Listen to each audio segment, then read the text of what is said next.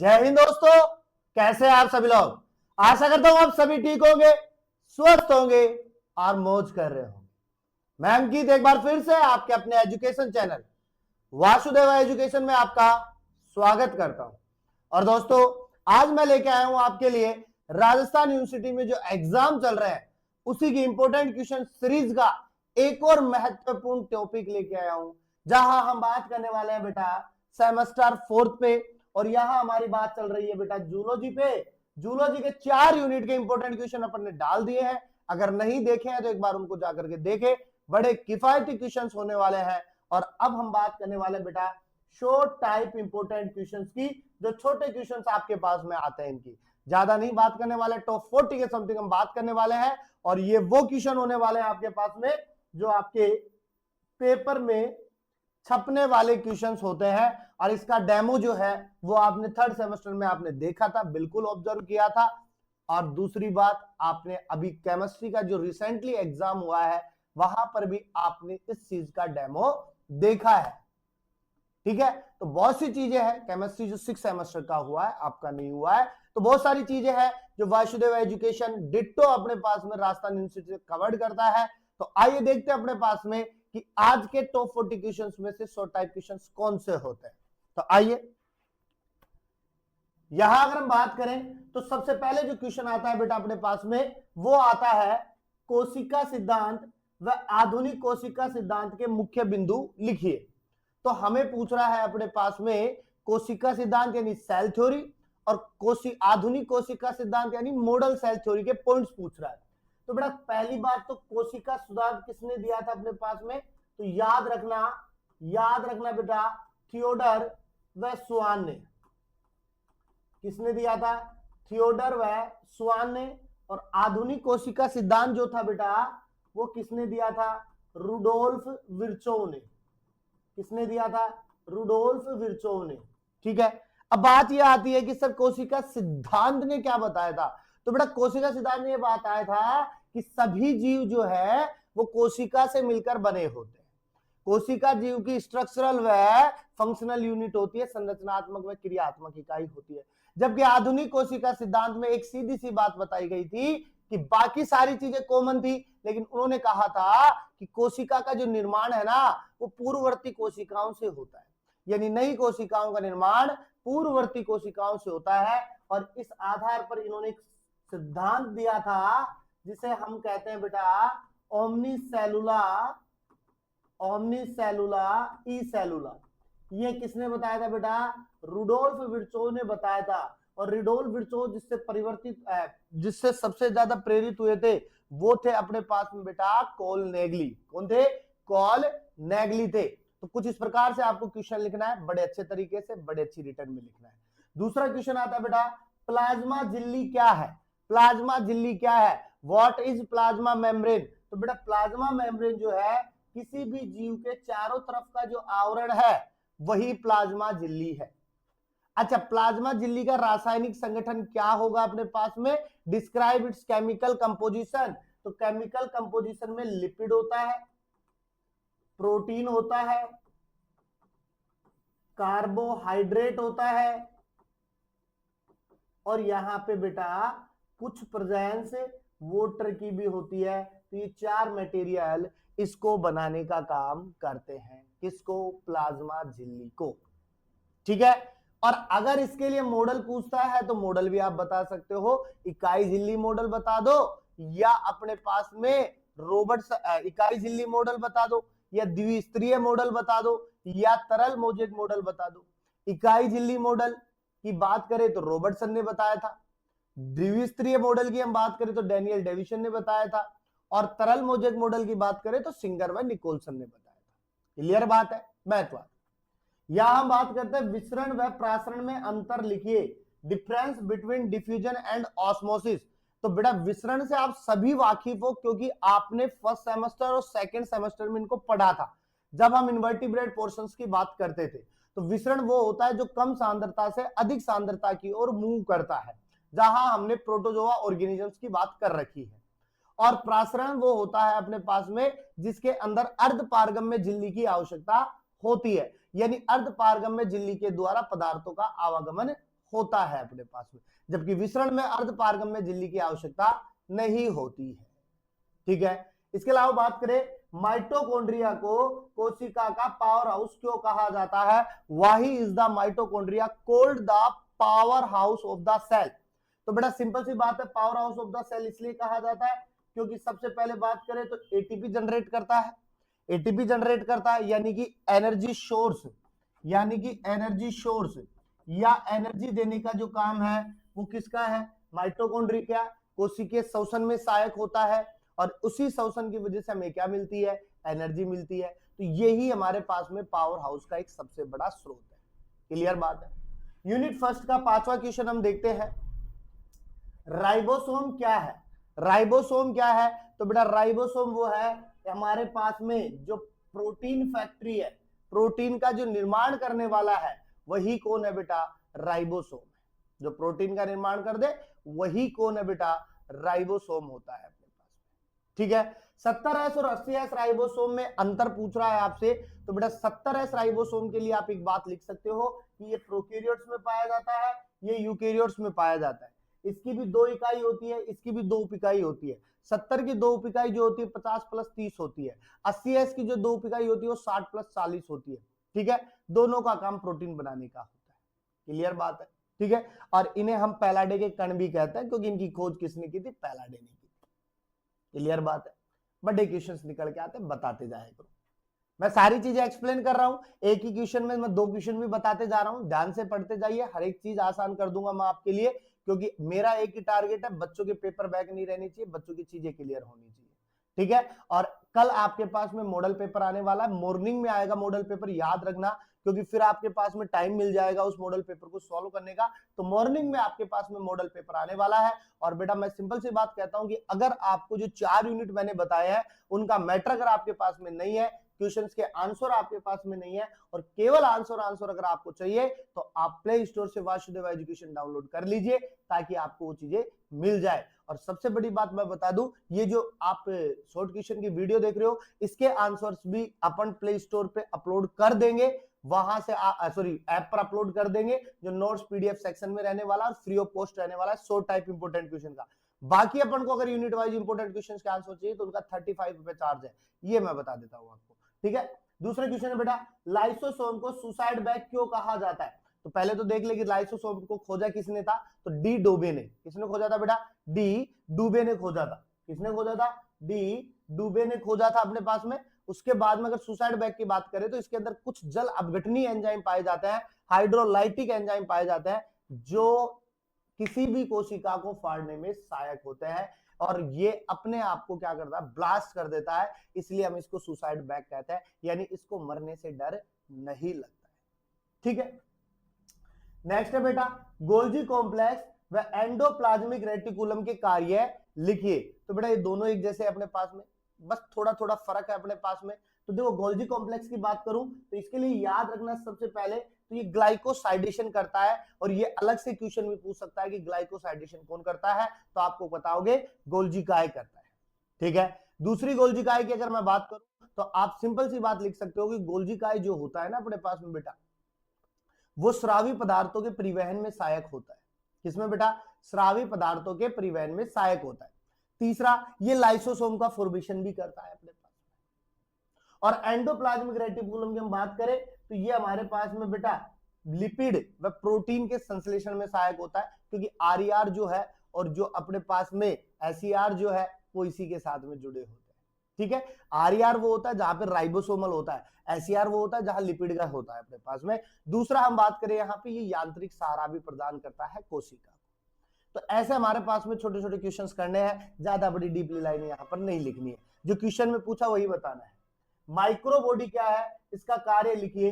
तो बेटा micro body की अगर मैं बात करूं तो ये हमारे पास में सूक्ष्म बॉडी होती है। क्या होती है? सूक्ष्म बॉडी होती है जो H2O2 के विघटन में सहायक होती है, या मैं कहूं कि जो हानिकारक विषैले पदार्थ होते हैं ना उनसे कोशिका को बचाने का काम करती है। कौन करती है? माइक्रो बॉडी करती है। क्लियर बात है। सेकंड यूनिट पे आते हैं अपने पास में, सॉरी फर्स्ट यूनिट पे चल रहा है अभी। तो वायरस को अकोशिकीय क्यों कहा जाता है? वायरस को अकोशिकीय क्यों कहा जाता है? तो बेटा वायरस को अकोशिकीय इसलिए कहा जाता है कि वायरस में कोशिका नहीं पाई जाती है, या मैं कहूं कि वायरस कोशिका सिद्धांत का पालन नहीं करता है, वायरस में अन्य जो कोई कोशिकांग होते हैं वो नहीं पाए जाते हैं, वायरस केवल आनुवांशिक पदार्थ पर डिपेंड रहता है। क्लियर बात है। नेक्स्ट, सक्रिय परिवहन के लिए ऊर्जा की आवश्यकता, किस ऊर्जा की आवश्यकता होती है? तो किस ऊर्जा की आवश्यकता होती है बेटा? एटीपी ऊर्जा की आवश्यकता होती है। अगर एटीपी होगी तो ये काम करेगा, अन्यथा ये काम नहीं करेगा। तो ये थे हमारे पास में यूनिट फर्स्ट के टॉप 10 क्वेश्चन। 4 क्वेश्चन मैंने यूनिट फर्स्ट के अंदर इंपोर्टेंट में बताए थे, तो ऐसे मेरे पास में 14 क्वेश्चन बनते हैं जहां से आपके यूनिट फर्स्ट के क्वेश्चन मिल जाएंगे। आइए देखते हैं सेकंड यूनिट की बात करते हैं। कोशिका चक्र किसे कहते हैं? इसके कितने चक्र हैं बताइए। तो बेटा देखो, कोशिका चक्र की बात करें तो एक कोशिका चक्र यानी कि नई कोशिका बनाने के लिए या नई कोशिका विभाजन के लिए जो चक्र चलता है उसे ही हम क्या कहते हैं? कोशिका चक्र कहते हैं। अब इसके कितने चक्र हैं? तो बेटा दो ही बात करते हैं अपने पास में, एक होता है इंटरफेज अवस्था, इंटरफेज अवस्था, और एक होती है बेटा एम प्रावस्था। इंटरफेज प्रावस्था के 3 रूप होते हैं, G1 होता है, S होता है, G2 होता है। G1 का काम हमारे पास में क्या करता है? तैयारी अवस्था स्टार्ट करता है, ठीक है।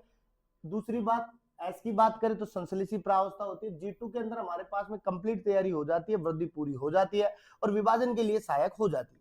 एम प्रावस्था की बात करें तो इसके 2 रूप होते हैं अपने पास में बेटा, एक कैरियोकाइनेसिस होता है, एक साइटोकाइनेसिस होता है। कैरियोकाइनेसिस को हम माइटोसिस भी कह सकते हैं अपने पास में, क्योंकि एम प्रावस्था का रूप होता है जिसके 4 रूप होते हैं, प्रोफेज, मेटाफेज, एनाफेज और टीलोफेज। बाद में ये कहां चले जाते हैं? साइटोकाइनेसिस के पास चले जाते हैं और विभाजित हो जाते हैं। तो ये हमारे पास में क्वेश्चन रहने वाला है। नेक्स्ट है बेटा, माइटोसिस की खोज किस वैज्ञानिक ने की थी तथा माइटोसिस को समसूत्री विभाजन क्यों कहा जाता है? तो बेटा माइटोसिस की खोज किसने की थी? वॉल्टर फ्लेमिंग ने की थी। पहली बात तो याद रखना, माइटोसिस की खोज किसने की थी? फ्लेमिंग ने की थी। किसने की थी बेटा? फ्लेमिंग ने की थी। और समसूत्री विभाजन क्यों कहा जाता है? क्योंकि इसके अंदर सारी कोशिकाएं जब भी विभाजित होती है तो ये समान ही रहती है। जैसे 2 का 4 बनता है, 4 का 8 बनता है, 8 का 16 बनता है, तो जो 4 है ना वो अगली 4 भी सेम होती है, कोई भी परिवर्तन नहीं देखने को मिलता है। इसलिए हम इसको क्या कहते हैं? समसूत्री कहते हैं, समान विभाजन कहते हैं, ठीक है। प्राइमरी कंस्ट्रक्शन व सेकेंडरी कंस्ट्रक्शन में क्या अंतर होता है? तो बेटा देखो, प्राथमिक संकीर्णन और द्वितीयक संकीर्णन में अंतर का सिंपल सी बात है। प्राथमिक संकीर्णन वो होता है जो हमारे पास में गुणसूत्र के बीचों बीच जो सेंट्रियोल लगा होता है ना, उसकी बात करते हैं, जिससे हमारे पास सारी क्रोमेटिड्स जो होती है, 2 क्रोमेटिड होती है, उससे जुड़ी होती है। सेकेंडरी कंस्ट्रक्शन वो होती है जो हमारे पास में प्राइमरी के बाद में बनती है, जो न्यूक्लियोसोम के साथ, न्यूक्लियोसोम के निर्माण के लिए सहायक होती है। और ये कुछ कुछ में पाई जाती है, सभी में नहीं पाई जाती, जबकि प्राथमिक संकीर्णन सभी में पाया जाता है। नेक्स्ट है बेटा, न्यूक्लियोसोम क्या है? यह किन प्रोटीनों से मिलकर बना होता है? न्यूक्लियोसोम जो है बेटा वो हमारे पास में सिंपल सी हम बात करें तो न्यूक्लियोसोम जो है वो द्वितीयक संकीर्णन का एक पार्ट रहने वाला है अपने पास में। और न्यूक्लियोसोम की अगर बात करें तो इस न्यूक्लियोसोम को हम कौन वर्ग मॉडल भी कहते हैं। क्या कहते हैं बेटा? कौन वर्ग मॉडल भी कहते हैं। न्यूक्लियोसोम जहां जुड़ रहा है अपने पास में, वहां पर हमारे पास में बहुत सारी स्टोन प्रोटीन पाई जाने वाली है, और स्टोन प्रोटीन पाई जा रही है तो आनुवंशिक पदार्थ पाया जा रहा है। और स्टोन प्रोटीन की बात करें कौन वर्ग मॉडल में, तो बेटा H2A होती है, फिर H2A होती है, H2B होती है, तो फिर H2B होती है, फिर H3 होती है और फिर H4 होती है। यानी कि हमारे पास में H3 भी 2 बार होती है, H4 भी 2 बार होती है। यानी कि 4 स्टोन प्रोटीन जो होती है ना वो सारी की सारी डबल बार होती है, इसलिए अष्टफलकीय संरचना ये बनाता है। और यहाँ पे एक H1 स्टोन प्रोटीन और पाई जाती है जो लिंकर के रूप में काम करती है, यानी डीएनए को जोड़ने के रूप में काम करती है। उसके बाद में बेटा नेक्स्ट क्वेश्चन आता है अपने पास में, टाइट जंक्शन, डेस्मोसोम्स तथा गैप जंक्शन का कार्य कीजिए, बताइए। तो बेटा टाइट जंक्शन जो होते हैं ना बेटा अपने पास में, टाइट जंक्शन जो होते हैं वो किसी भी पदार्थ के रिसाव के रूप में यानी उसको रोकने का काम करते हैं। डेस्मोसोम जो होते हैं वो सुरक्षात्मक रूप से काम करवाते हैं अपने पास में। गैप जंक्शन से भी पदार्थों का आवागमन करवाया जाता है। क्लियर बात है। पोलिटीन गुणसूत्र की बात करें तो बेटा ये पोलिटीन गुणसूत्र जो है वो हमारे पास में लार गुणसूत्र में पाए जाते हैं, यानी ड्रोसोफिला में पाए जाते हैं, ठीक है। लैम्ब्रुस की हम बात करें तो उभयचर के ऊसाइट में पाए जाते हैं। किसमें बेटा? उभयचर के ऊसाइट में पाए जाते हैं, ठीक है। और जो ऐप वाले बच्चे हैं जो अपने पास कोर्स ले रखे हैं उनको बाकायदा वीडियो भी मिल जाएगी और इसके सॉल्यूशन भी तुरंत की तुरंत मिल जाएंगे। टीलोमियर क्या है बेटा अपने पास में? तो टीलोमियर वो होती है जो गुणसूत्र के दोनों एंड होते हैं, दोनों सिरों पर उपस्थित होती है टीलोमियर अपने पास में, और सीधी बात है कि ये उनको टूटने से बचाने का काम करती है। नेक्स्ट क्वेश्चन की अगर मैं बात करूं बेटा, अर्धसूत्री विभाजन में क्रॉसिंग ओवर में, अर्धसूत्री विभाजन में क्रॉसिंग ओवर, सिनेप्सिस और काइजमेटा कहां बनता है?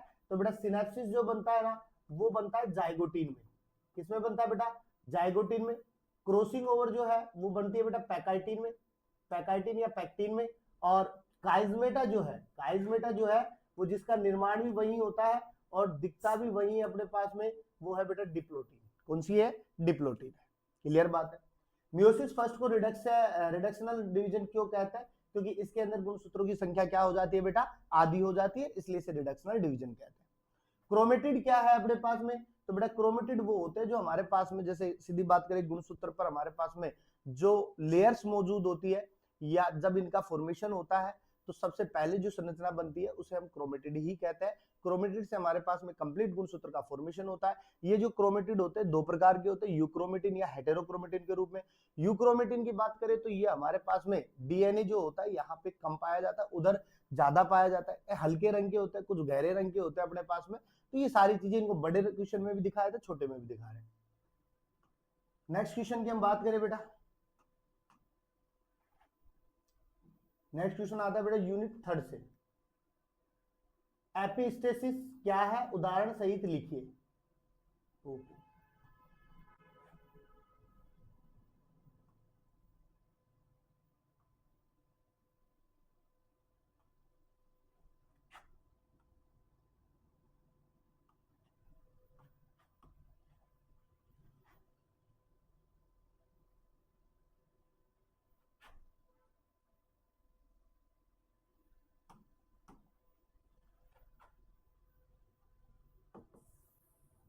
नेक्स्ट क्वेश्चन आता है बेटा अपने पास में, एबियो रक्त समूह किस आनुवांशिक सिद्धांत का उदाहरण है? तो एबियो जो है बेटा मल्टीपल एलिज्म। किसका बेटा? Multiple allelism. किसका बेटा? मल्टीपल एलिज्म का उदाहरण है अपने पास में। इसके तीन रूप होते हैं, आईए होता है, आईबी होता है और स्मॉल आई होता है।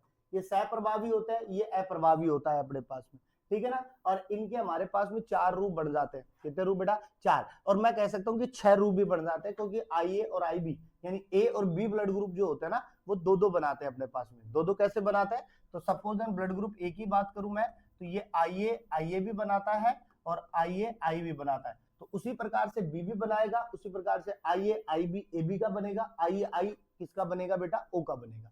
तो इस प्रकार से मल्टीप्लिज्म का उदाहरण होता है। इसके बाद में मेंडल को आनुवांशिकता का जनक क्यों कहा जाता है? क्योंकि इन्होंने मटर के पौधे पर काम किया था और इन्होंने आनुवांशिकी के बारे में विद डिटेल चर्चा की थी, सारी चीजें इन्होंने बताई थी, इसलिए अपन इनको आनुवांशिकता का जनक कहते हैं। और हम सिंपल सी बात कहें तो इन्होंने 3 नियम दिए थे अपने पास में। एक प्रभाविकता का नियम था, एक पृथक्करण का नियम था और एक स्वतंत्र अपव्यूहन का नियम था। तो ऐसा इन्होंने चीजें बताई। इसके बाद में बात करता है हीमोफीलिया एवं रक्तदान किस प्रकार के आनुवांशिक रोग है? तो बेटा एक्स लिंक्ड सहलगन रोग है अपने पास में। कौन से बेटा?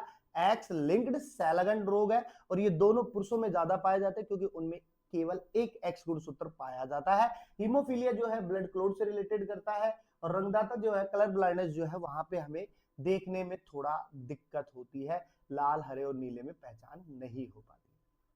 उत्परिवर्तन क्या है? तो बेटा सिंपल सी बात है, सडनली अचानक होने वाले जो परिवर्तन है बॉडी के अंदर वो उत्परिवर्तन कहलाते हैं। इनमें दो पूछ रहा है आपसे, स्वतः एवं प्रेरित। तो स्वतः बेटा जो होता है वो प्रकृति के रूप में होता है, यानी अचानक होता है, प्रकृति की देन है। कर्तृ प्रेरित जो है वो हमारे खुद के देन है, हम चाहे तो बदल सकते हैं। नेक्स्ट क्वेश्चन की बात करें बेटा, एपिस्टेसिस क्या है? एपिस्टेसिस क्या है? तो एपिस्टेसिस वो होता है जो किसी दूसरे के प्रभाव को क्या करता है? दबा देता है, ठीक है।